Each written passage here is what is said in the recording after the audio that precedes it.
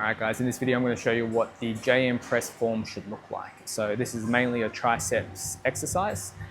If you can, you want to be using a Smith machine for this one, so that way it's nice and stable.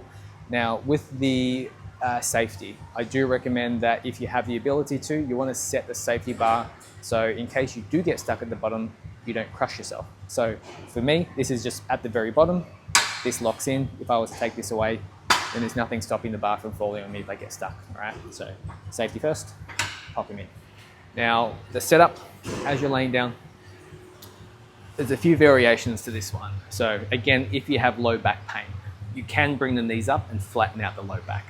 Now with the position, because this is quite stable, I don't mind having the thumbs on top. So think about you're trying to push someone away from you, the thumbs are on top of the bar, you're not gripping the bar.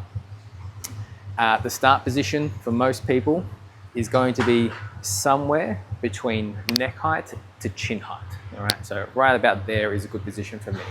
If you get shoulder pain, you can play around with the grip, so you can go a bit more narrow, you can go a little bit more wider, you can go slightly underneath and slightly back. All right, so for me, the perfect position is usually right about there. All right, I stop basically once it touches the chest, and then you're just trying to extend out the arm from the wrist. So think about pushing everything away from you.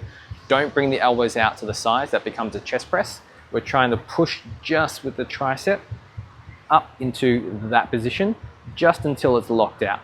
The other mistake people make is they tend to round the shoulders at the very top, all right? You don't need that extra range. All you need to worry about is getting it to the chest and then just locking out to the chest and it's locking out, all right? Once you're done, just rotate it backwards and then lock it in. Be careful not to bang your head on the way up. JM press, some people's elbows won't agree with it.